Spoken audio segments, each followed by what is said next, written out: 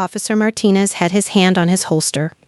The red and blue lights of the cruiser were reflecting off my living room window, pulsating like a migraine in the dark suburban street. "Ma'am," he said, turning to me as I leaned heavily against the hood of his car, still wearing my hospital wristband.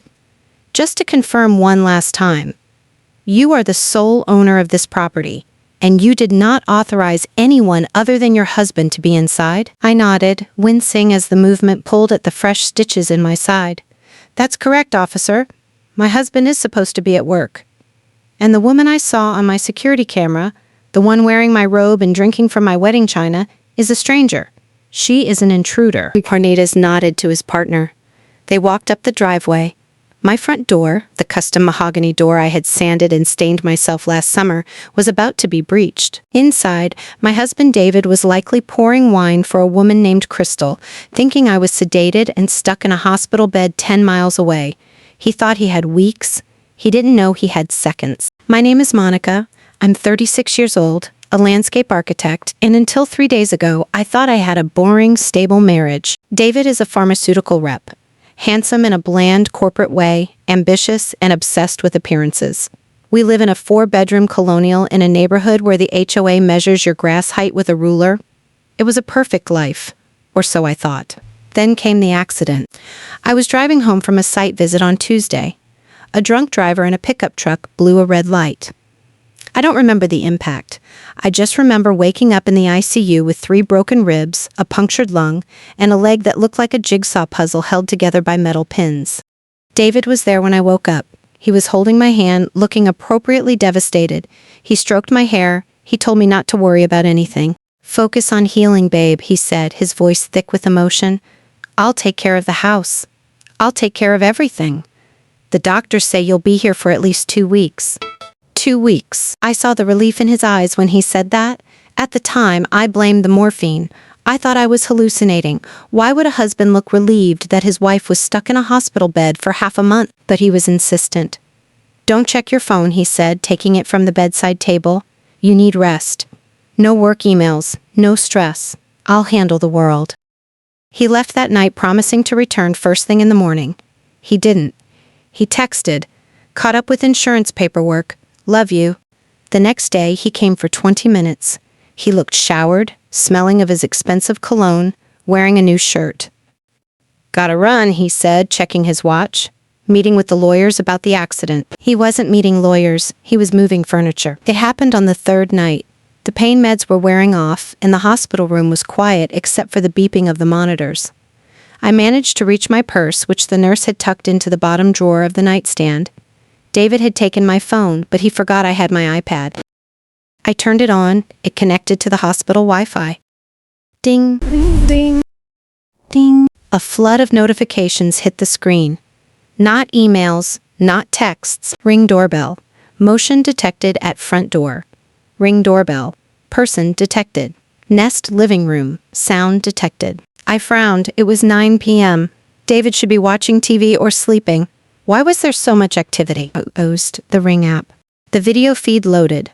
The timestamp was from yesterday afternoon. I watched as David's SUV pulled into the driveway. But he didn't get out alone. A woman stepped out of the passenger side. She was young, maybe 24. Blonde extensions, crop top, yoga pants. She wasn't just visiting. She walked to the trunk. David popped the trunk. It was filled with suitcases. Pink, hard-shell suitcases. My heart started hammering against my broken ribs. The monitor above my head started beeping faster. Beep, beep, beep.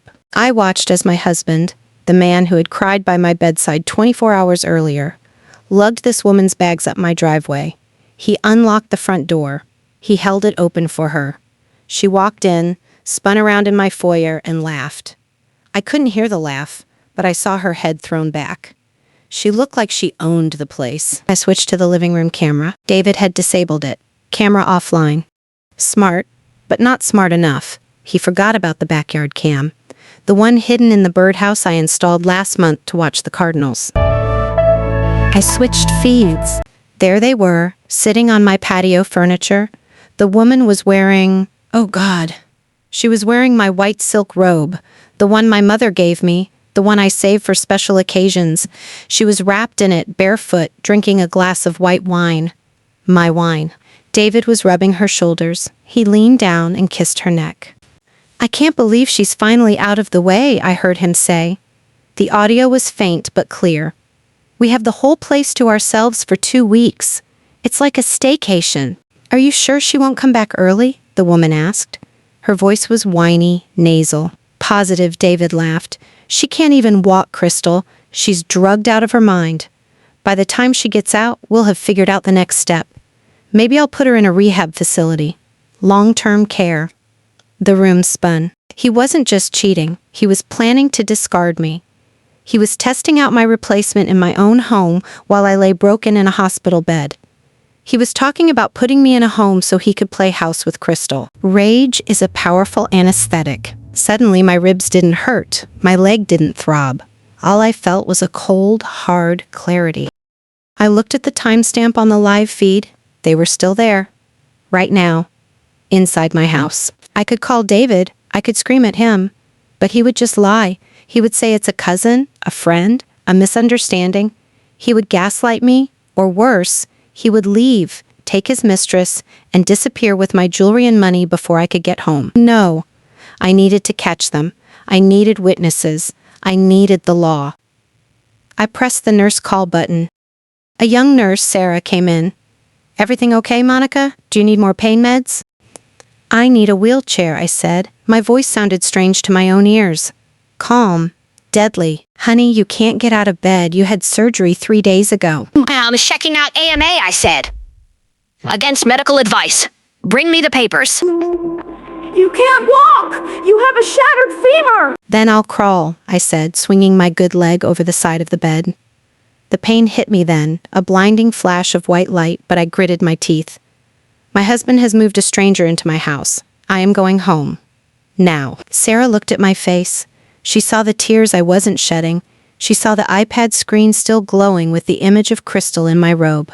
She didn't argue. She went to get the doctor. The next hour was a blur of liability waivers, arguments, and finally, a reluctant discharge. The doctor told me I was insane. He told me I could throw a clot and die. "If I stay here," I told him, signing the form with a shaking hand, "I will die of a broken heart." Or rage. Probably rage. I didn't call an Uber. I called the police non-emergency line from the hospital lobby. "This is Monica Vance. I am the owner of 422 Maple Drive. I am currently in the hospital, but my security system shows unauthorized persons in my home. My husband is not answering his phone. I believe there is a burglary in progress, or worse. We'll send a unit to check it out," the dispatcher said. "I'm meeting them there," I said. "I have the keys." I took a taxi. The ride was agony. Every pothole felt like a knife in my lung. But I kept the iPad open. I watched them. Crystal was now in the kitchen, cooking something in my Le Creuset pan. David was opening another bottle of wine. They looked so domestic.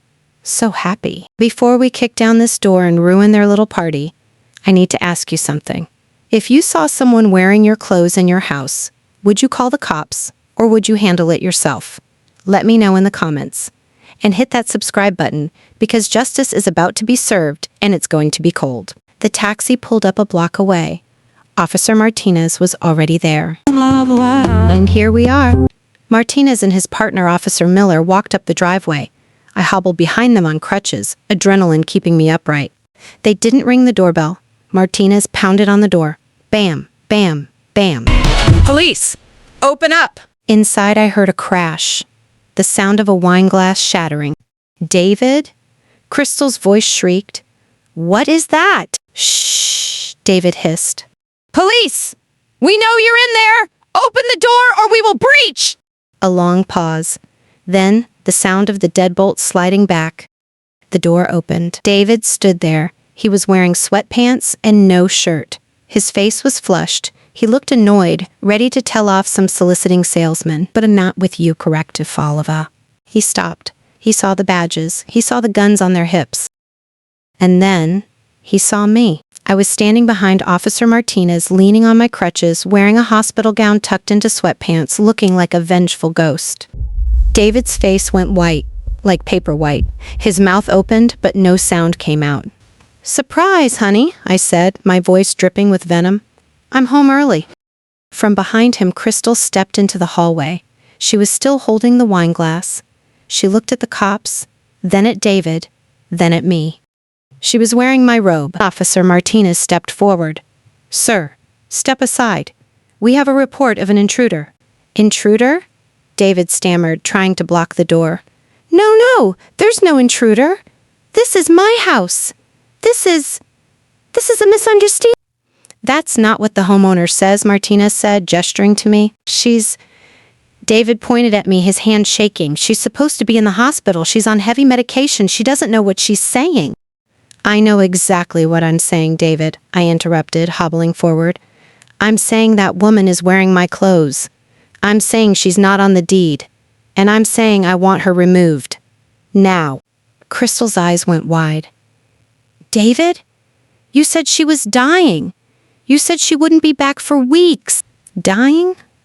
I laughed. It was a harsh, jagged sound. Sorry to disappoint you, sweetie. I'm very much alive. And I want my robe back. Officer Miller looked at Crystal.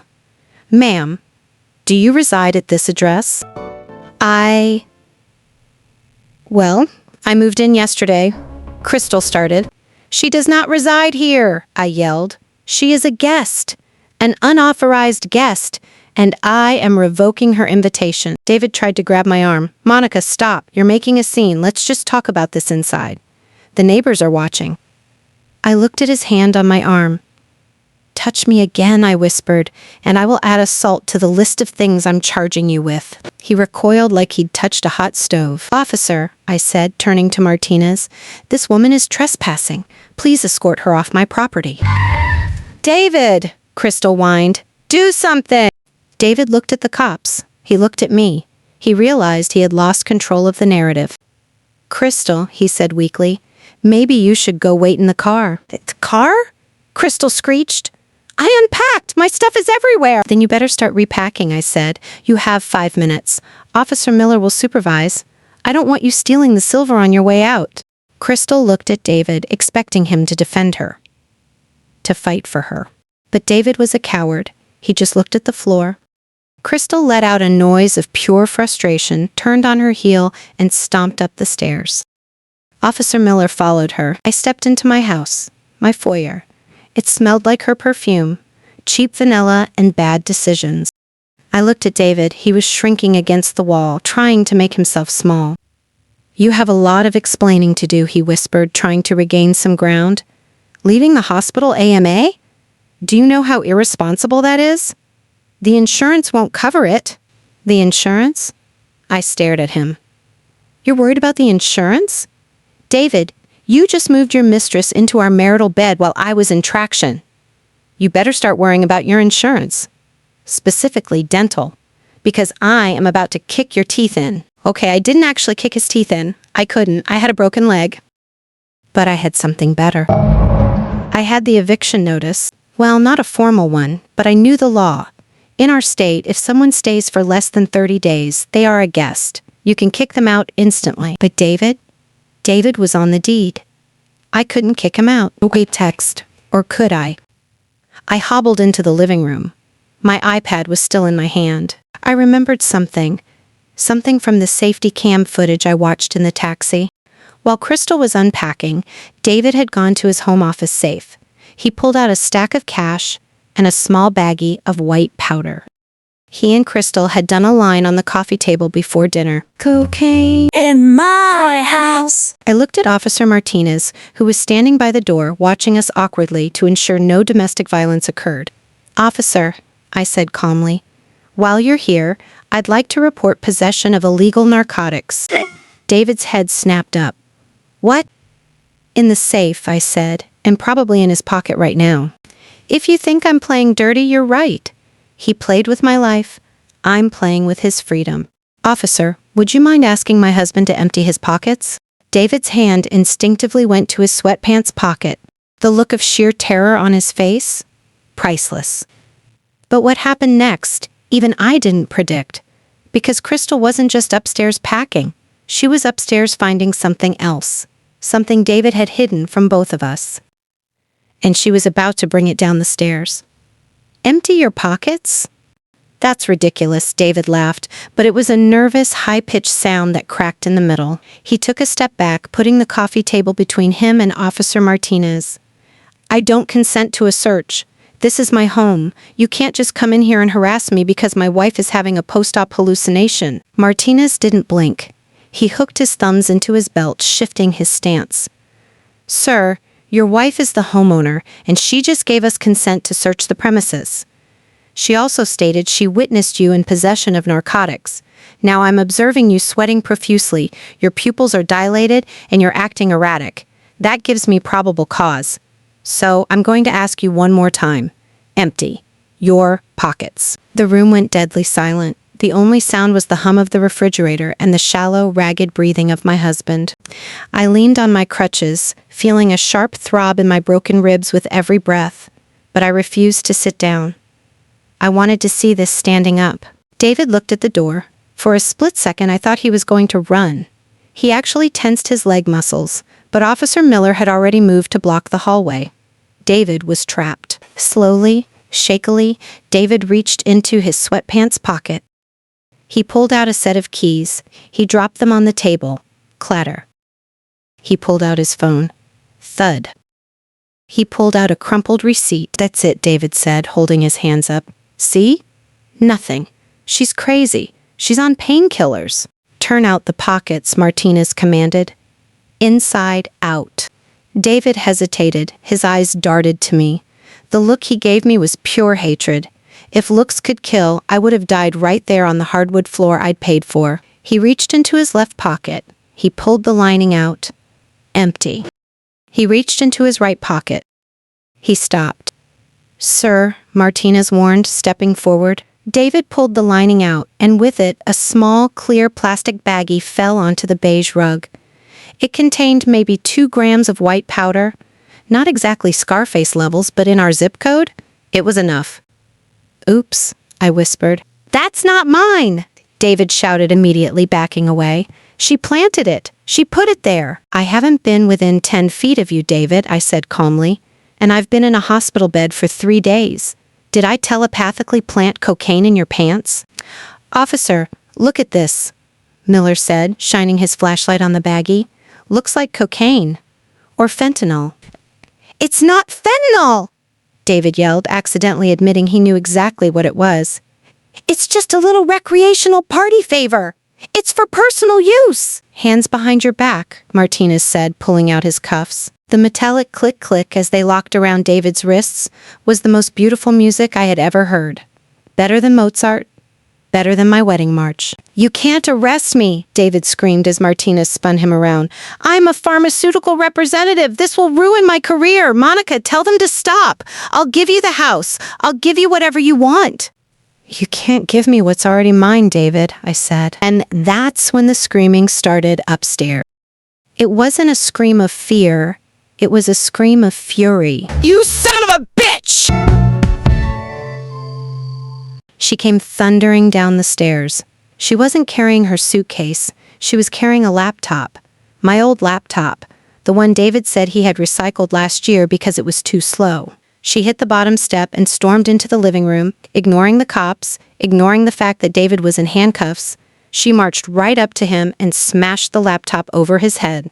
Ma'am, step back, Officer Miller shouted, grabbing Crystal's arm before she could swing again. She's married? Crystal shrieked, pointing a manicured finger at David's face. You told me you were separated. You told me she was crazy. But you didn't tell me about Jessica. David's face, already pale, went gray. Crystal, shut up. Not now. Who is Jessica? I asked. I honestly didn't know. I thought Crystal was the only problem. I found his open email, Crystal yelled, struggling against Officer Miller's grip. He left it logged in on this old laptop in the guest room. He's been emailing a woman named Jessica in Chicago. He sent her money yesterday. My money. The money I lent him for the investment. The room spun. David wasn't just cheating on me with Crystal. He was conning Crystal to pay for a third woman in Chicago. It was a Ponzi scheme of infidelity. He was robbing Peter to pay Paul, or in this case, robbing Crystal to pay Jessica, while living in Monica's house. Investment? I looked at Crystal. Honey, did you give him money? $10,000. Crystal was crying now, mascara running down her face. He said he needed it for a bridge loan until his divorce settlement came through. He said he was going to buy us a condo. There is no divorce settlement, I told her gently, because I haven't filed yet. And he has no money. The house is in my name. The cars are leased. He's broke. Crystal looked at David. David looked at the floor. You scumbag!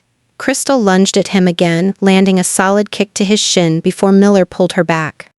Okay, that's enough, Martinez barked. David Vance, you are under arrest for possession of a controlled substance. We can discuss the fraud allegations downtown. Miller, get the girl's statement. If she assaulted him, we might have to take her in too. I didn't assault him, Crystal sobbed. I'm the victim. We're all victims here, sweetie, I said, leaning heavily on my crutches. My leg was throbbing so hard I was seeing spots. Except him. Martinez hauled David toward the door. David tried to dig his heels in. He looked back at me. Monica, please, he begged, the fight gone from his voice. Don't let them take me. I'll lose my license. I'll lose everything. I'm sorry. I love you. It was a mistake. Which one? I asked. Crystal? Jessica? The cocaine? Or the part where you moved a stranger into my house while I was bleeding in the ICU? He didn't have an answer. Martinez shoved him out the door. I watched through the window as they pushed him into the back of the cruiser. He looked small, pathetic, a man who thought he was a king, now just a number in the system. Inside, Crystal was sitting on the stairs, sobbing into her hands. Officer Miller was taking notes. Ma'am, Miller said to me, do you want to press charges against the young lady for trespassing? I looked at Crystal. She was young, dumb, clearly manipulated. She had lost 10 grand and her dignity in one night, and she was wearing my robe. No, I said, just get her out of here, and tell her to leave the robe. Crystal looked up. I have nowhere to go. He drove me here. That sounds like a personal problem, I said coldly. Uber exists. Call one. You have 10 minutes before I change my mind and press charges for the laptop you just broke. Miller escorted her out to the driveway to wait for her ride. Suddenly, the house was quiet. Too quiet. The adrenaline that had been holding me up for the last 2 hours evaporated. The pain came rushing back like a tidal wave. My leg felt like it was on fire. My ribs felt like they were grating against each other. I collapsed onto the sofa. My sofa, the one David and Crystal had probably been sitting on hours ago. I shuddered and pushed myself up, moving to the armchair instead. I was alone, my husband was in jail, my house was a crime scene, my body was broken. But I was safe. Or so I thought. If you've ever had to pick up the pieces of your life while physically unable to walk, hit that subscribe button. Because what I found next, well, let's just say David wasn't working alone. I sat there, staring at the coffee table where the baggie of cocaine had been. And then I noticed something. Under the coffee table, stuck to the underside with duct tape. A small black box. It wasn't a bug. It wasn't a listening device. It was a Wi-Fi router. A second Wi-Fi router. Why would David need a second router taped under the table? I reached down, groaning in pain, and pulled it loose. It had a label on the back. Property of Vance Pharma Field Unit. It wasn't a router. It was a data bridge. And it was blinking. Someone was remotely accessing data from my house.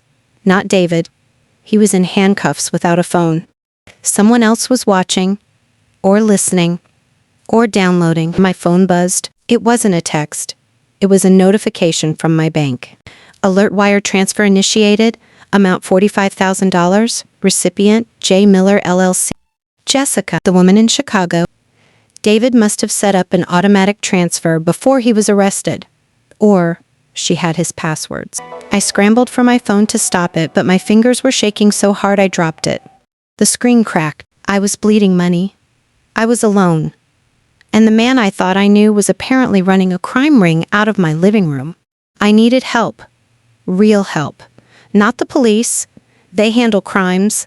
not finances. I needed my sister. My sister Chloe, who I hadn't spoken to in 3 years because David told me she was toxic and jealous of our happiness. I realized now, with a sickening jolt, that David had isolated me on purpose. He cut off my support system so he could bleed me dry. I picked up the cracked phone. I dialed Chloe's number. B. It rang once, twice, 3 times. Hello? Her voice was wary, cold. Chloe, I choked out, the tears finally coming. You were right. You were right about everything. Monica? Her voice softened instantly. Where are you? I'm home. David is in jail. I'm hurt, and I think I'm in trouble. I'm on my way, she said. Don't open the door for anyone. Bam, hung up. I looked at the blinking black box on the table. Who is Jessica? And why does she have access to my bank account? David wasn't just a cheater. He was a mule. And I had a terrible feeling that the pharmaceutical job wasn't just about selling pills. I looked at the baggie of white powder the cops had taken. They said it was cocaine. But what if it wasn't? What if it was something worth killing for? The headlights of Chloe's Jeep Wrangler flooded my living room, blinding me for a second before she cut the engine. She didn't park in the driveway. She pulled right up onto the lawn, blocking the front door. Tactical positioning. My sister has always been a little paranoid, but tonight, paranoia was exactly what I needed. I watched through the window as she jumped out, wearing tactical boots and a flannel shirt, carrying a toolbox in one hand and a baseball bat in the other. She looked like she was ready to frame a house or kneecap an intruder. Probably both. She didn't knock. She used the spare key I had hidden under the fake rock 3 years ago, the one David told me he threw away. I'm glad I checked later and put it back. The door flew open. Where is he? Chloe demanded, her eyes scanning the room like a predator. Where is the son of a bitch? Yell, I whispered from the armchair. Or central booking. The cops took him 20 minutes ago. Chloe looked at me. Really looked at me. She saw the crutches leaning against the wall. She saw the hospital bracelet still on my wrist. She saw the bruises blooming on my arm where David had grabbed me. Her face softened, breaking from warrior mode into big sister mode. She dropped the bat and crossed the room in 2 strides, kneeling beside my chair. Oh, Mon, she said softly, brushing hair out of my face. You look like hell. I feel worse, I admitted. He broke my ribs. Well, the car accident did, but he broke everything else. We're going to fix it, Chloe said, her voice hardening again. But first, tell me about the trouble. You said on the phone you were in trouble. Is it the drugs? It's worse, I said. I pointed to the coffee table, to the black box with the blinking blue light. I found that taped under the table, and 5 minutes ago, someone named Jay Miller wired $45,000 out of my savings account, my entire emergency fund. Gone. Chloe stood up. She walked over to the black box. She didn't touch it. She squinted at the label. Property of Vance Pharma. That's not a router, Chloe said. She works in IT security for a logistics firm. She speaks binary better than she speaks English. That's a packet sniffer. A high-end one. It intercepts data traffic on a network. Why would David need that? He wouldn't, Chloe said, pulling a pair of latex gloves out of her pocket. I told you she was paranoid. She picked up the box and turned it over. Unless he was harvesting data. Monica, does David work from home? Sometimes he enters patient data, doctor records, and does he use your Wi-Fi? Yes. Chloe's face went pale. He's not just cheating, Mon. He's skimming. If he put this on your network, he's capturing every password, every bank login, every credit card number that passes through this house. Yours. Ours. Maybe even his clients. She pulled a cable out of her toolbox and plugged the black box into her own laptop. Her fingers flew across the keyboard. Lines of code scrolled down the screen, reflecting in her glasses. Holy shit, she whispered. What? What is it? It's not just data, Chloe said, looking up at me. It's a dedicated tunnel. This box is auto-forwarding huge files to an external server. The IP address resolves to Chicago. Jessica, I said. The woman Crystal mentioned. The one he's been emailing. She's not a mistress, Chloe said grimly. Or if she is, that's just a perk. She's his handler. This is a data theft ring, Monica. David is stealing patient identities from the doctors he visits and funneling them to this Jessica person. My stomach turned. Identity theft? That's federal. It gets worse, Chloe said, pointing to the screen. Look at the transfer logs. That $45,000 wasn't a wire transfer he initiated. It was an auto sweep. This box is programmed to drain connected accounts if a kill switch is activated. The police, I realized. When David was arrested, he must have triggered something, or Jessica saw the arrest report online and hit the button. Exactly, she's burning the house down remotely. Chloe unplugged the box. We need to kill the internet. Now, she ran to the hallway closet and ripped the main modem out of the wall. The house went offline. The blinking light on the black box died. Okay, Chloe breathed. The bleeding has stopped. But the money is gone. And if the feds find this box here, in your house, on your network, they'll think I'm part of it, I finished. Just like David told Crystal, he's setting me up. Suddenly, the landline rang. We both jumped. I hadn't used the landline in years. It sat on the kitchen counter, dusty and forgotten, mostly for telemarketers. It rang again, a harsh mechanical shrill. Chloe looked at me. Don't answer it. It might be David, I said. From jail. Maybe he wants to make a deal. I grabbed my crutches and hobbled to the kitchen. I picked up the receiver.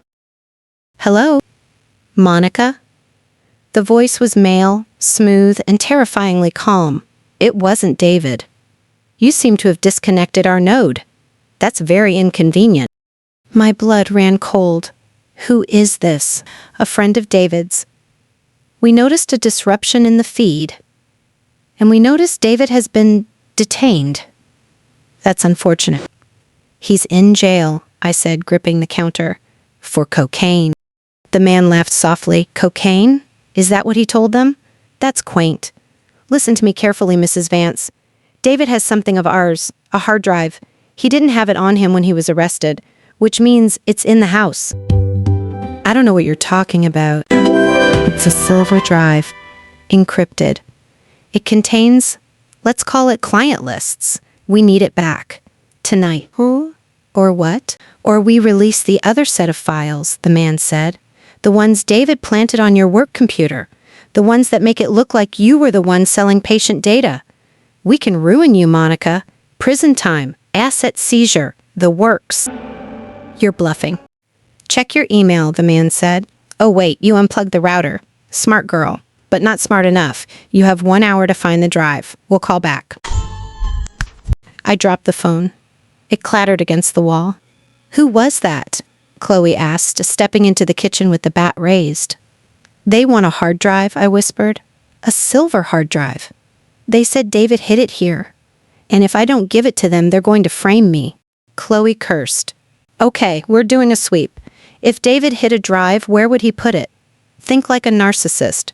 Where is the one place he thinks you would never look? I thought about it.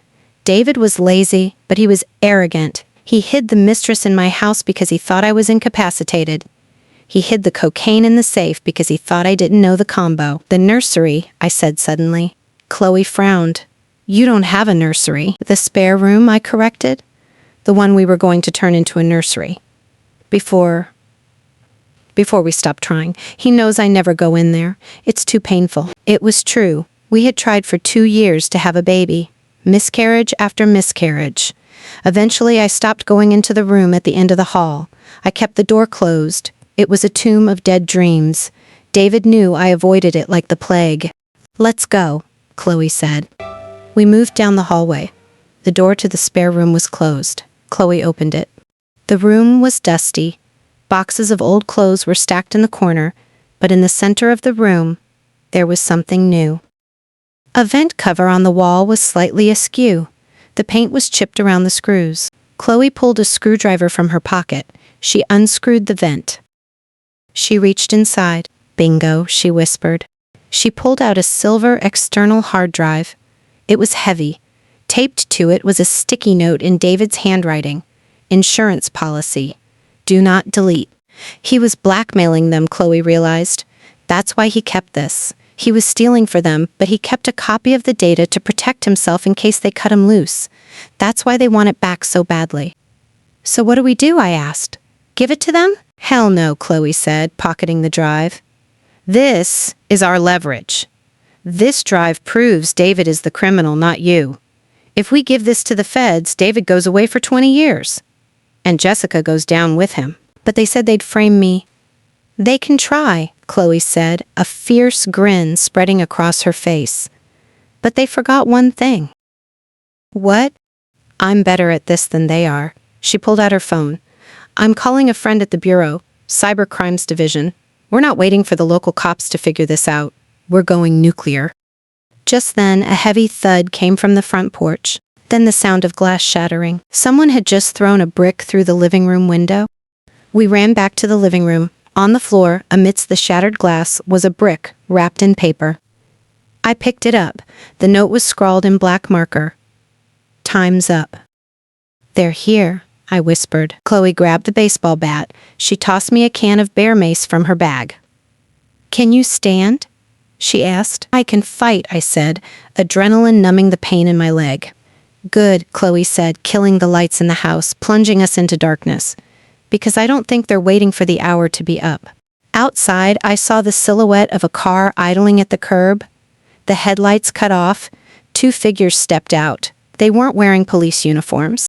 David really knows how to pick his friends, Chloe muttered. Monica, get to the kitchen. Call 911 on the landline again. Keep the line open. I'm going to introduce these gentlemen to the Louisville Slugger. No, I said, gripping the bear mace. This is my house. I'm not hiding in the kitchen. I hobbled to the front door and locked the deadbolt. Then I dragged a dining chair over and wedged it under the handle. We need to barricade, I said, and we need to upload the data from that drive to a cloud server they can't touch. If they want the drive, let's make sure it's worthless by the time they get it. Chloe looked at me with respect. That's my sister.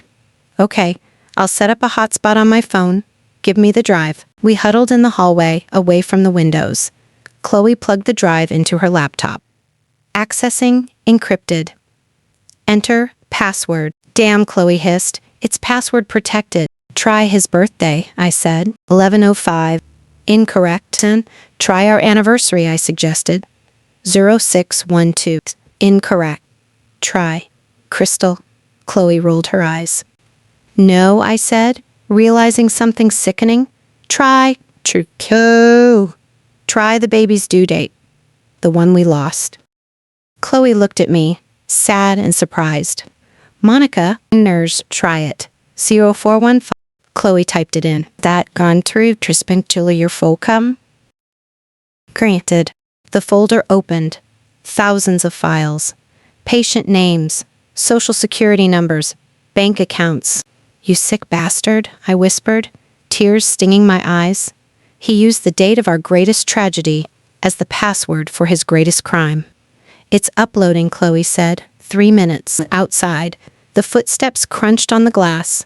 The front doorknob rattled. Then, a kick. The door shuddered. Open up, Monica, the calm voice from the phone said. We know you're in there. I looked at Chloe. She tightened her grip on the bat. Come and get it, I whispered. If you want to see 2 sisters defend their home against a cartel of identity thieves, you do not want to miss the next session. Hit that like button for Chloe's bat, and subscribe to see if the upload finishes before the door gives way. Wood has a very specific sound when it gives way. It's not a snap, it's a scream. The deadbolt on my front door held for 2 kicks, screaming in protest against the frame, before the wood splintered with a sickening crunch. The door swung open, banging against the wall. The silhouette of a man filled the frame, backlit by the streetlights. He was big. He was wearing a ski mask, and he was holding something that looked terrifyingly like a crowbar. Stay down, Monica, Chloe whispered from the shadows of the hallway. She was pressed against the wall, the baseball bat raised high over her head like a coiled viper. I was on the floor behind the kitchen island, my broken leg throbbing in time with my heartbeat. The laptop was open in front of me, the screen casting a dim blue glow on the linoleum. Upload progress. 82%. Come on, I whispered to the progress bar. Run faster. The man stepped into the foyer. He didn't see Chloe. He looked straight toward the living room, scanning the darkness. Mrs. Vance? He called out, his voice calm, professional. We don't want to hurt you. Just tell us where the drive is. He took another step. That was his mistake. Chloe swung. The aluminum bat connected with the man's kneecap with a sound like a gunshot. Crack. The man howled, crumbling to the floor instantly. He dropped the crowbar, clutching his leg, but before he could scream again, Chloe was on him, delivering a swift kick to his ribs to keep him down. "Clear!" Chloe yelled, but she spoke too soon. The second man rushed in behind the first. He saw his partner on the floor and lunged at Chloe. He was faster. He grabbed the bat mid-swing, wrestling her toward the wall. Chloe is tough, but this guy had 50 pounds on her. He slammed her against the drywall, pinning her arms. "Where is it?" the second man snarled, tightening his grip on her throat. I looked at the laptop. Upload progress, 94%. I looked at my sister, struggling to breathe. I grabbed the can of bear mace. I couldn't walk, I couldn't run, but I could crawl, and I had a clear line of sight from the kitchen floor to the foyer. I dragged myself out from behind the island, ignoring the white-hot pain in my femur. I aimed the canister. "Hey!" I screamed. The man looked up. He saw a woman in a hospital gown lying on the floor. He sneered. "What are you going to do, cripple?" I pulled the trigger. Bear mace is designed to stop a 600-pound grizzly charging at 30 miles per hour. It is a thick orange cloud of pure chemical agony. The stream hit him square in the face. He didn't just let go of Chloe, he clawed at his eyes like they were on fire. He fell backward, tripping over his partner, screaming sounds that didn't even seem human. "Chloe! Laptop!" I yelled, coughing as the spicy air filled the foyer. Chloe scrambled away from him, grabbing the bat again just in case, and ran to me. She looked at the screen. "I love progress. 99%. Upload complete." "It's done," she gasped, her neck already bruising where he had grabbed her. "The data is in the cloud. They can't touch it." The man on the floor was still screaming, rolling around in the broken glass from the window. The first man was groaning, holding his knee. And then, the room was flooded with light. But not from the lamps. From outside. "FBI! Federal agents! Drop your weapons!" The front lawn, which had been empty moments ago, was suddenly swarming with armored figures. A tactical team moved up the porch steps. "Friendly!" Chloe yelled, dropping the bat and raising her hands. "We're the victims! They're on the floor!" The agents stormed in. It was a blur of shouting, boots on hardwood, and zip ties.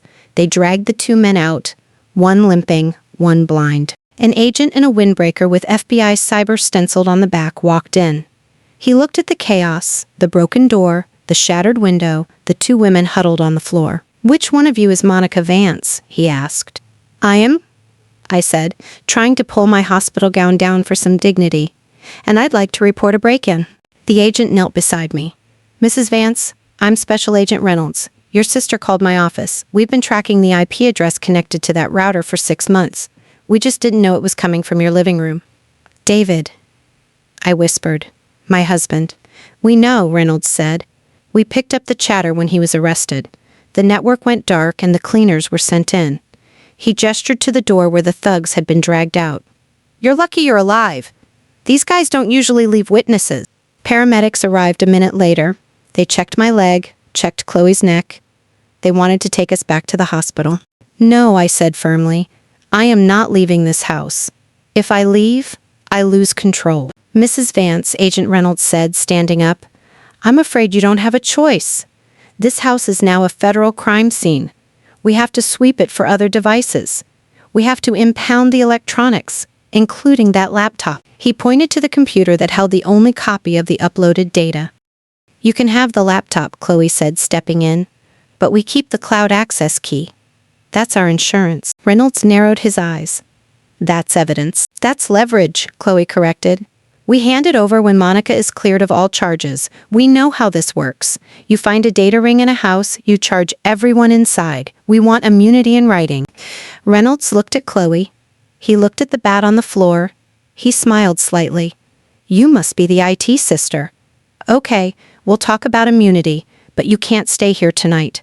The front door is gone and the windows are smashed." He was right. My sanctuary was destroyed. It wasn't a home anymore, it was a shell. "Where do we go?" I asked. "I have no money. My accounts were drained." We can put you in protective custody for 48 hours, Reynolds offered. A hotel. Secure floor. Protective custody.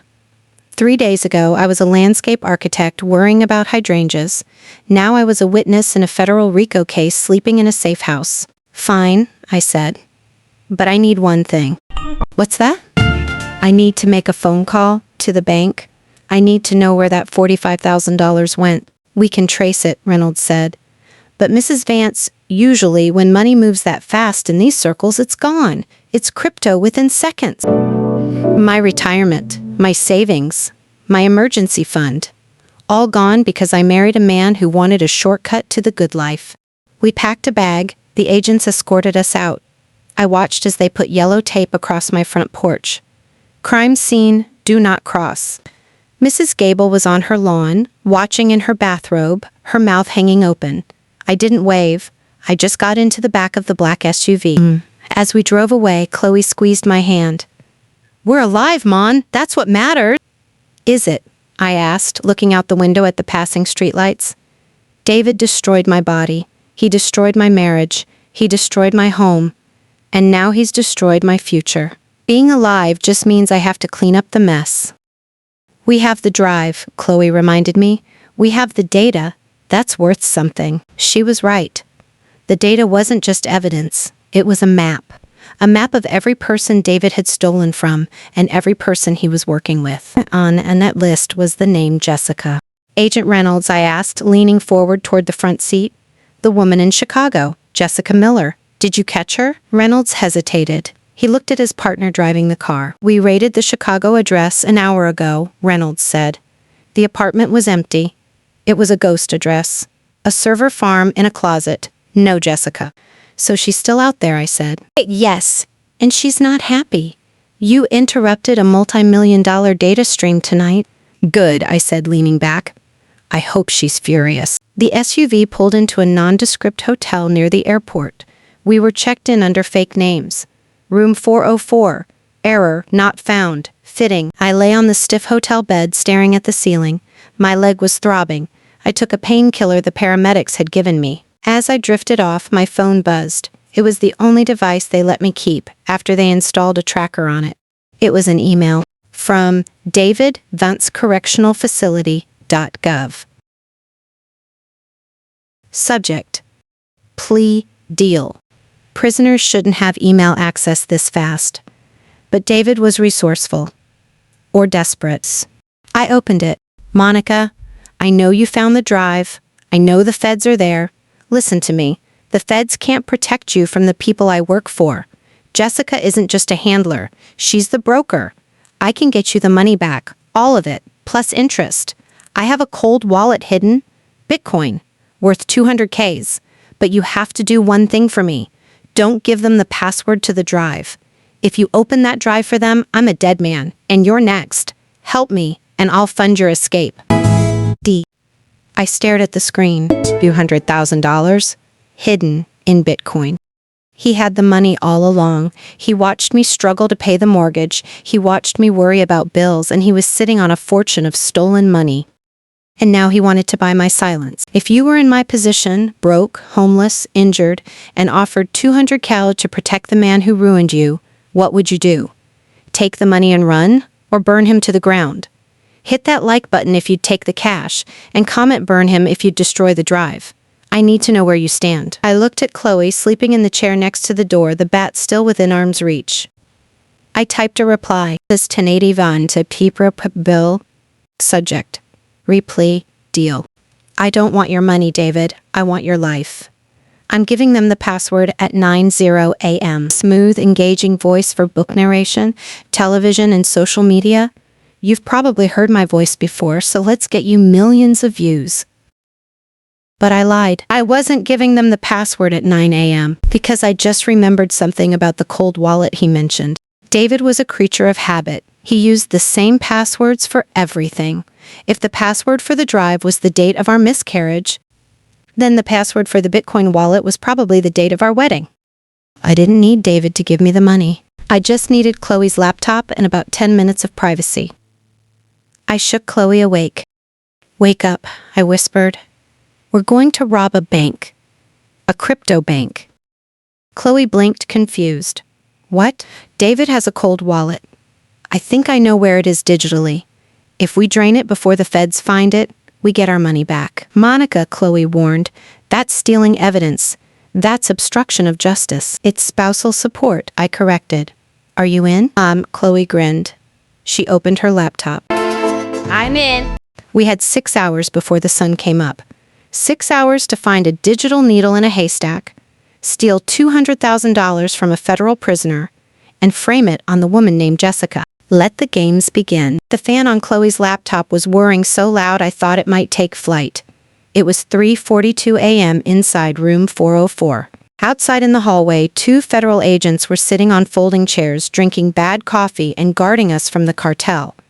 Inside, we were committing a felony that would probably land us in the cell next to David. We have 3 attempts, Chloe whispered, her face illuminated by the blue glow of the screen. She had located the cold wallet. It wasn't hard. David had saved the login page as a bookmark on the cloud drive we intercepted. He called the bookmark Retirement Fund. Subtle. If we get the password wrong 3 times, the wallet locks and encrypts itself for 30 days.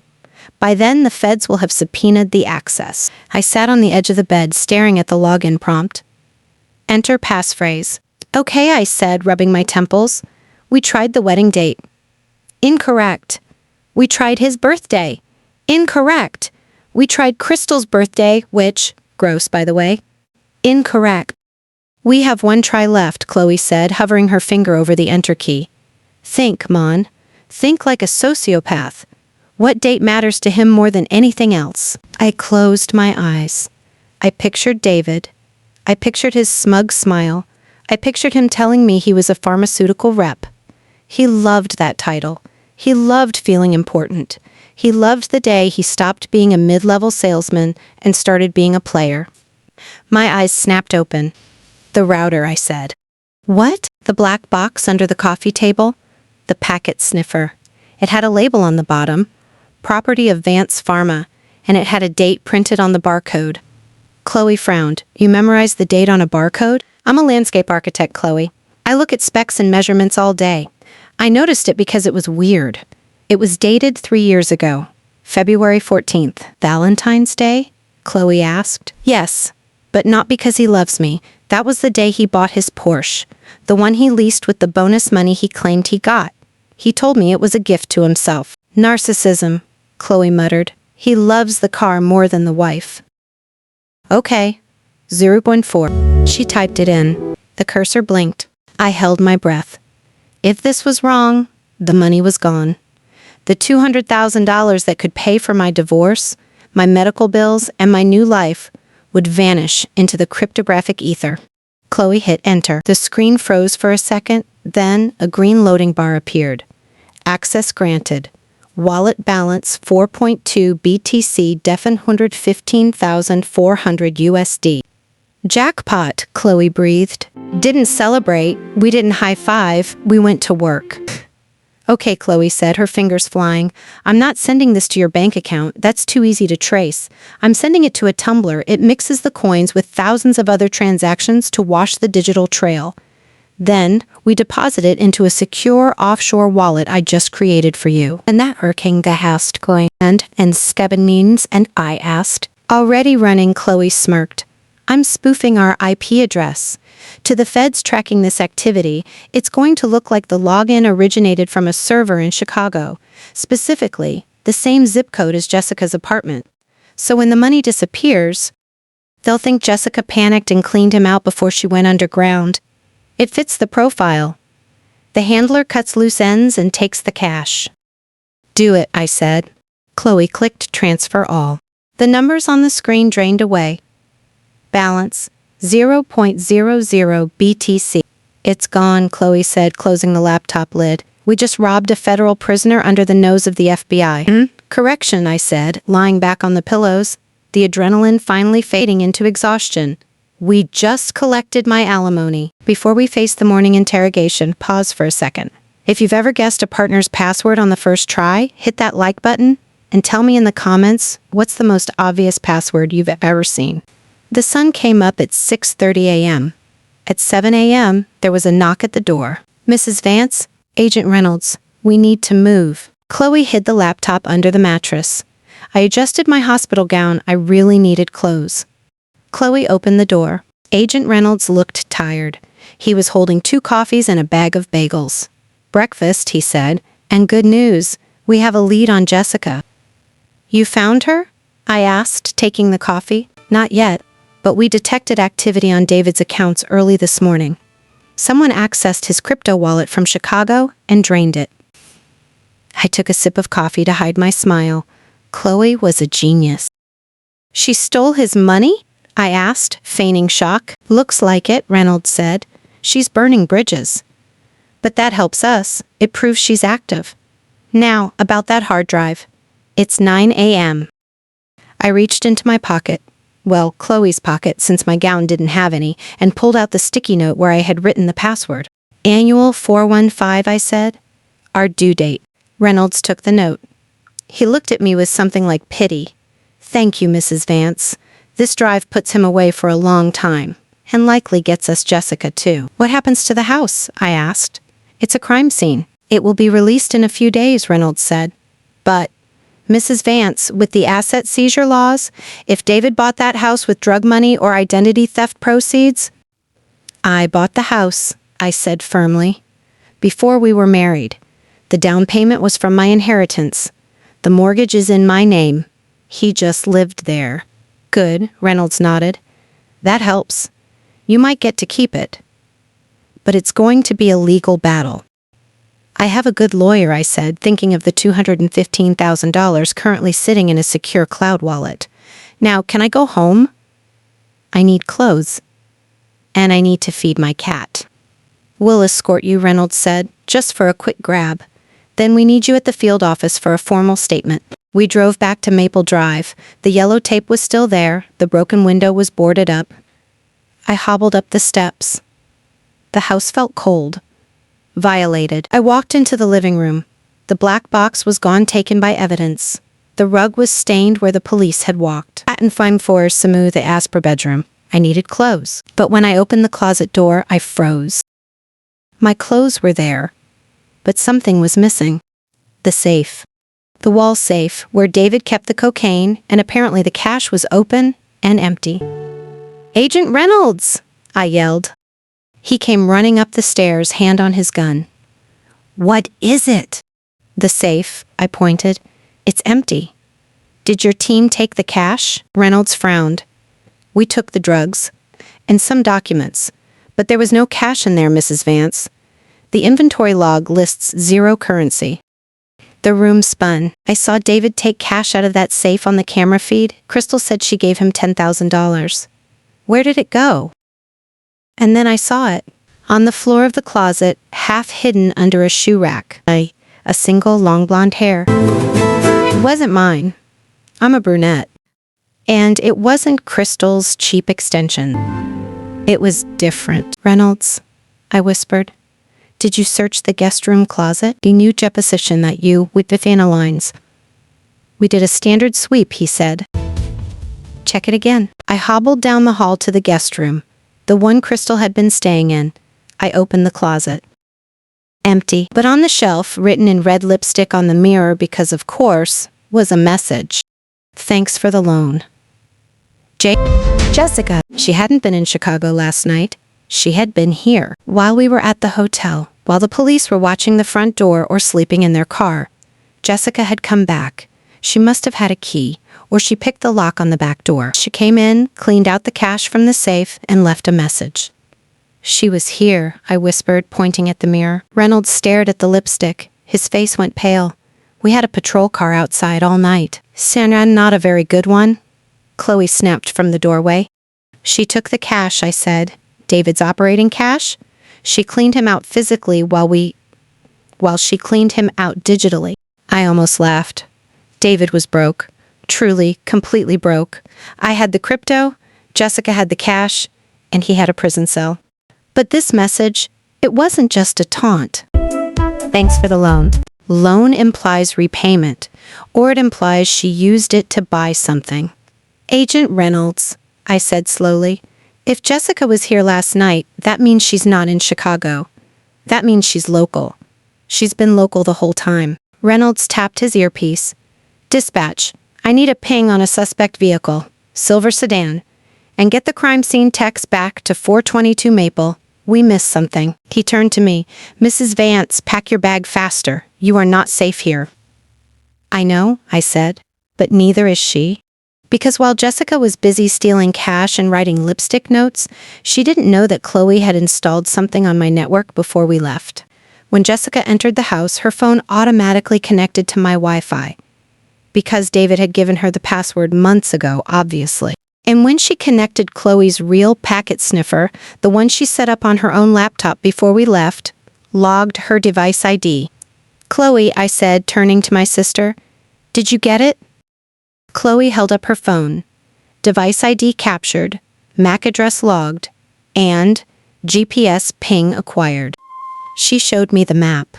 A red dot was moving south on I-95. A red dot was moving south on I-95. She's running, Chloe said. Where is she going? Reynolds asked, looking over Chloe's shoulder. Chloe zoomed out.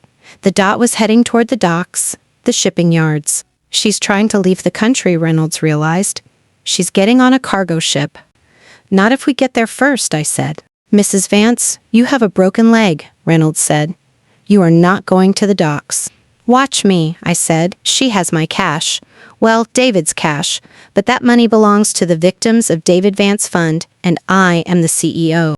I can't let a civilian interfere in a federal takedown, Reynolds argued. We're not interfering, Chloe said, grabbing the keys to the rental car the FBI had provided. We're consulting, and you need us, because we know which ship she's going to. How? Because, I said, remembering a conversation I overheard David having months ago about investments in imported WAP. Because David didn't just sell drugs, he bought containers. Container 44, Chloe read from the hacked data files on her phone, scheduled for departure at 11:00 a.m. It was 10:15 a.m. Let's go, Reynolds said, grabbing his radio. All units converge on the Port Authority. Terminal B. We ran well. I hobbled fast to the car. This wasn't just about money anymore. This was about closure. Jessica was the architect of my misery. She was the one David wanted to impress. She was the one who taught him how to steal. I was going to be there when the cuffs went on. The Port Authority terminal looked like a graveyard for giants. Thousands of rusted shipping containers were stacked 5 high, creating canyons of steel that blocked out the morning sun. The air smelled of diesel fumes and rotting seaweed. Agent Reynolds parked the SUV behind a stack of blue Maersk containers. Stay in the car, he ordered, pulling his tactical vest tight. This is a federal takedown. I don't need civilians in the crossfire. We're not staying in the car, Chloe said, opening her door before the vehicle even stopped moving. My phone has the signal lock. If she moves, you won't know where she went. I do. Reynolds looked at me. I was struggling to get my crutches out of the back seat. Mrs. Vance, you have a shattered femur. And she has my money, I gritted out, hauling myself upright. I'm not running a marathon, agent. I'm just pointing. Reynolds sighed, realizing he couldn't argue with 2 women who had already dismantled a cybercrime ring before breakfast. Stay behind the shield wall. Do not engage. We moved into the maze. Chloe walked beside Reynolds, staring at the blue dot on her phone screen. I hobbled a few steps behind, flanked by 2 other agents with rifles drawn. She's close, Chloe whispered. Row G, container 404. We turned the corner. There it was. A silver sedan was parked haphazardly next to a red shipping container. The driver's door was open. The trunk was open. And standing by the container doors, struggling with a heavy rusted latch, was a woman. She didn't look like a criminal mastermind. She looked like a soccer mom. Blonde bob, trench coat, expensive sunglasses. She looked like she should be ordering a pumpkin spice latte, not smuggling herself out of the country. Jessica Miller, Reynolds shouted, his voice booming off the metal walls. FBI! Step away from the container! Jessica froze. She didn't put her hands up. She slowly turned around. She saw the guns. She saw the agents. And then she saw me. A slow, cold smile spread across her face. Monica, she called out, her voice steady. You look terrible. David said you were resilient, but I didn't think you were stupid. I'm smart enough to find you, I shouted back. Where is the cash, Jessica? The cash? She laughed. She reached into her coat pocket. The agents tensed, fingers on triggers. She pulled out a pack of cigarettes. She lit one, her hands perfectly steady. The cash is a rounding error, honey. You're worried about pocket change while standing next to the bank. She slapped the red metal of the container. Do you know what's in here? Your escape route? Reynolds guessed, moving closer. My inventory, Jessica corrected. David wasn't just stealing data, he was laundering the profits into physical assets. Assets that don't lose value. Assets that can be shipped anywhere in the world without a paper trail. She looked at me. He bought this for us. Well, for me, he told you he was buying crypto, right? David was too old school for crypto. He liked things he could touch. Open it, Reynolds ordered. I can't. Jessica shrugged. He changed the combination on the padlock last week. Said he didn't trust me. Can you believe that? No honor among thieves. She dropped the cigarette and crushed it with her heel. I'll cut a deal, Jessica said to Reynolds. I give you the container. I give you the decoding key for the data you uploaded. In exchange, I walk. And I keep the cash in the car. You're not in a position to negotiate, Reynolds said. Cuff her. 2 agents moved in. Jessica didn't resist. She let them cuff her, her eyes never leaving mine. You think you won? She whispered as they dragged her past me. But you're still married to him. As long as his name is on the deed, this container is marital property. The feds will seize it. You get nothing. They put her in the back of a squad car. Reynolds turned to the container. He nodded to an agent carrying a pair of massive bolt cutters. Snap. The padlock fell to the ground. Reynolds grabbed the heavy lever and heaved. The rusty hinges groaned. The doors swung open. I hobbled forward, expecting to see drugs. Or servers. Or maybe just stacks of cash. Anger for miracles. I gasped. Inside the container, strapped down with heavy-duty cargo nets, were cars. Not just cars. 3 vintage Porsches. A 1960s Jaguar E-Type. And in the back, rows of hermetically sealed crates. Classic cars, Chloe whispered. That Jag alone is worth $200,000. Reynolds walked to the crates in the back. He pried one open with a crowbar. It wasn't drugs. It was wine. But not just wine. Domaine de la Romanée Conti, the most expensive wine in the world. Bottles that sell for $20,000 each. Holy, Reynolds muttered. There must be $3 million worth of assets in this box. I leaned against the door frame, my head spinning. David told me we were broke. He told me we couldn't afford a vacation. He told me the mortgage rates were killing us. And all the while he was hoarding millions of dollars in cars and wine in a shipping container, planning to sail away with Jessica and leave me with the debt. Impound it, Reynolds ordered. Seal it up. This is proceeds of crime. It belongs to the U.S. government now. Wait, I said. Reynolds looked at me. Mrs. Vance, don't even think about it. You can't keep this. It was bought with stolen money. I know, I said. But look at the shipping manifest tacked to the wall. I pointed with my crutch. Reynolds ripped the paper off the wall. He read it. Consignee, Monica Vance. Destination, Cayman Islands. The blood drained from my face. He put it in my name, I whispered. He was shipping it in my name. Why? Chloe asked. Because if it got caught, Reynolds realized, you would be the smuggler. He set you up as the fall guy for the physical assets, too. David stays clean, Monica goes to prison for international smuggling. He really thought of everything, I said, a cold numbness spreading through my chest. David hated me. He truly, deeply hated me. This changes things, Reynolds said grimly. Since it's in your name, technically you are in possession of contraband. We have to freeze your assets until we can prove you didn't buy this. My assets are already frozen, I yelled. I have nothing. I have a broken leg and a house with no front door. I'm sorry, Monica. It's procedure. Reynolds closed the container doors. He put a new federal seal on it. I stood there in the shipping yard, surrounded by millions of dollars of wealth that had my name on it, but which I couldn't touch. Jessica was right. I hadn't won. The game was just rigged on a different level. We drove back to the hotel in silence. Chloe was furious, typing away on her phone, looking for legal loopholes. I just stared out the window. We got back to the room. I sat on the bed.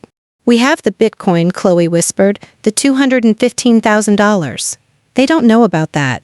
We can use that to hire a lawyer. It's not enough, I said. To fight a federal RICO seizure? That will take years. By the time we win, the legal fees will have eaten everything. I needed a way out. A complete severance. And then, my phone buzzed. It was a notification from the Ring app. I frowned. The police had cleared the house. The windows were boarded up. Nobody should be there. I opened the app. The video feed from the front door loaded. A man was standing on my porch. He was wearing a suit. He held a briefcase. He looked at the camera and waved. It was David's lawyer. He held up a note to the camera lens. I have a proposal. Call me. I looked at Chloe. David's lawyer is at the house. Don't call him, Chloe warned. He's the enemy. He's the messenger, I said. David knows about the container seizure. He knows his plan to frame me worked partially, but he also knows I have the hard drive. I dialed the number on the business card the lawyer held up to the camera. Mrs. Vance, the lawyer answered on the first ring. Mr. Vance sends his regards from his cell. Cut the crap, I said. What do you want? David is willing to sign a full confession, the lawyer said. He will admit that he bought the cars, the wine, and the data theft equipment without your knowledge. He will exonerate you completely.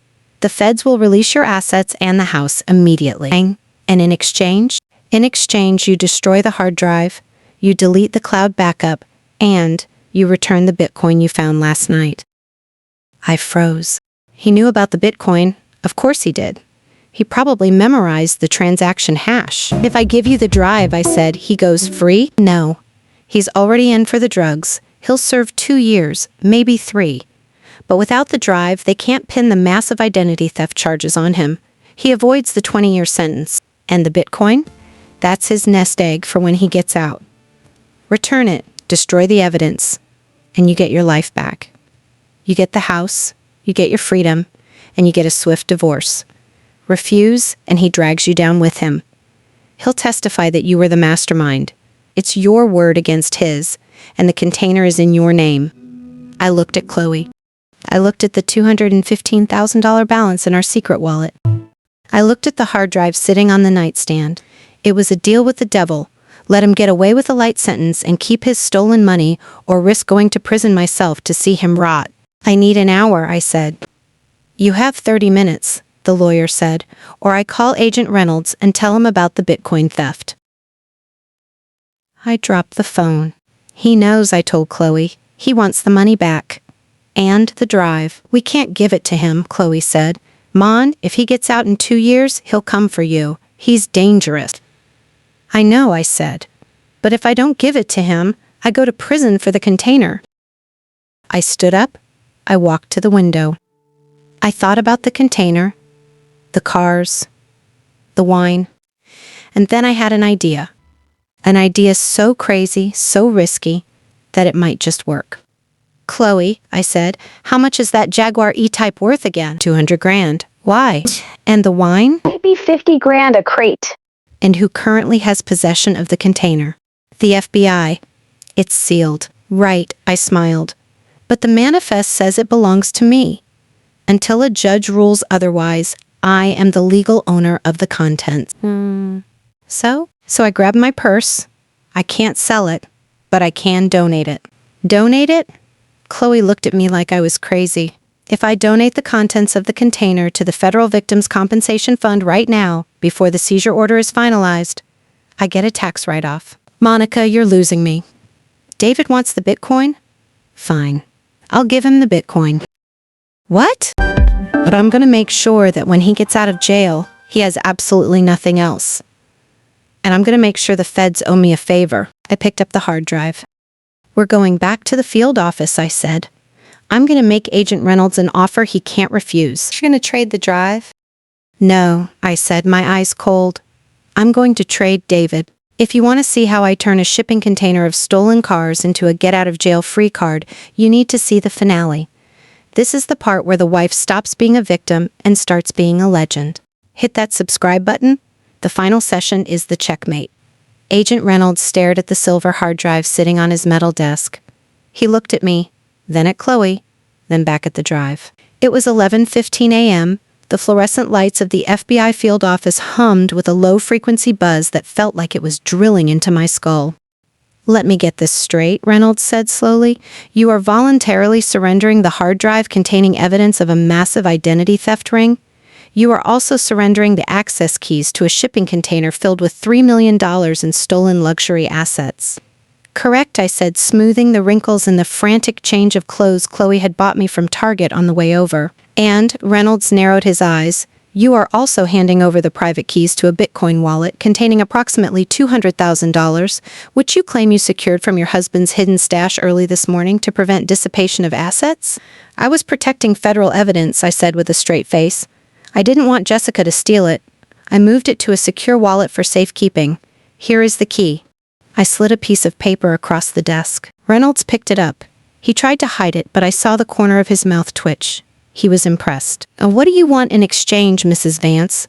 Immunity?" "I don't need immunity," I said, leaning forward on my crutches. "I didn't commit a crime. I was the victim of a husband who used my name to smuggle cars. I am a cooperating witness. But I am also a whistleblower." Reynolds paused. "A whistleblower, yes. Under the IRS Whistleblower Office Guidelines and the Department of Justice Asset Forfeiture Laws, an individual who provides original information leading to the recovery of stolen funds or tax evasion proceeds is entitled to an award of 15 to 30% of the collected proceeds." I pulled a folded document from my purse. Chloe had printed it out in the car. "I am formally submitting Form 211, I said. "I am handing you a crime ring worth potentially $20 million, plus $3 million in hard assets sitting at the docks. I expect my cut." Reynolds looked at the form. He looked at the hard drive. He knew that without me, he had a drug case against a mid-level dealer. With me, he had the cover of Time magazine. "I'll talk to the U.S. attorney," Reynolds said. "But if this drive is encrypted, and you don't have the password," "Zafron15," I said, "it's unlocked. And Jessica's location history is in a subfolder labeled Logistics." Reynolds stood up. He extended his hand. "Pleasure doing business with you, Monica." "One more thing," I said, not taking his hand yet. "David's lawyer called. He offered a deal. David thinks he's getting out in 2 years." "Not anymore," Reynolds smiled grimly. "Hiding assets during a federal investigation? That breaches his plea agreement. And with the data on this drive proving he was a principal architect of the theft, not just a mule, he's looking at 20 years minimum." I smiled. That's what I wanted to hear. 6 months later, the visitation room at Otisville Federal Correctional Institution was cold. It smelled of bleach and despair. I sat on a metal stool, my leg finally healed enough that I was walking with just a cane. I wore a red dress. David hated red. He said it was too aggressive. I thought it was perfect. David was let in. He looked terrible. He had aged 10 years and 6 months. His hair was graying, his skin sallow. He sat down behind the plexiglass and picked up the phone. "You look good," he said, his voice raspy. "I feel good," I replied. "Physical therapy is a miracle." "Did you get the money?" he asked. "The lawyer said the house was released." "You sold it?" "I did," I said. I couldn't live there anymore, too many ghosts. And the smell of Crystal's perfume never really came out of the carpet. "And the Bitcoin?" He lowered his voice, looking around at the guards. "Did you keep it? You never answered my lawyer." I laughed softly. "Oh, David, I didn't keep the Bitcoin. That would be illegal." "Then where is it?" "I gave it to the FBI," I said, "along with the container and the hard drive." David's face crumpled. You gave it to them? Why? You could have had it all. We could have split it when I got out." "I didn't want half, David. I wanted clean hands." "You're an idiot," he spat. "You gave away millions just to spite me. Now you have nothing. I bet you're living in a studio apartment struggling to pay bills." I reached into my purse. I pulled out a photocopy of a check. I pressed it against the glass. Mint of the Treasury. Pay to the order of Monica Vance. Amount $945,000. D.O. Tomi. David stared at the number. His eyes bulged. "Whistleblower award," I explained. 15% of the total seized assets, plus the reward for Jessica's capture. "Oh, didn't I tell you? They caught Jessica in Mexico using the GPS data from the drive. She flipped on you, by the way. She told them everything. David stared at the check. The realization washed over him. He had stolen, lied, and destroyed our lives to build a fortune. And now, the government had written me a check for his hard work. "That's my money," he whispered. "I earned that." "No," I said, standing up. "You stole it. I earned it by surviving you." "Monica, wait," he pleaded, pressing his hand against the glass. "I can appeal. I can get out. Don't leave me here with nothing." "You don't have nothing, David," I said, adjusting my coat. "You have a roof over your head, 3 meals a day, and 20 years to think about the day you moved a stranger into my house." I hung up the phone. I walked out of the prison. The heavy steel doors clanged shut behind me. Chloe was waiting in the parking lot, leaning against her new truck. Paid for with her consulting fee from the FBI, she got hired as a contractor. "How did it go?" she asked, handing me a coffee. "He cried," I said. "Good." "Time? Where to?" Chloe asked. "The airport," I said. "I have a flight to catch." "Paris?" "Bali," I corrected. "I hear the landscape architecture there is incredible. And I need to design a garden for my new house." "You bought a house in Bali?" "I bought a villa," I smiled. "Cash." We drove away. I watched the prison disappear in the rearview mirror. David Vance thought I was weak. He thought I was a broken woman who would roll over and die while he replaced me. He forgot that you don't mess with a landscape architect. We know how to dig deep, we know how to prune the dead weight, and we know exactly where to bury the bodies. I checked my phone one last time. A notification from the Ring app on my new property. Motion detected. Peacock on the terrace. No intruders, no mistresses, just peace. I closed the app. The game was over, and I won.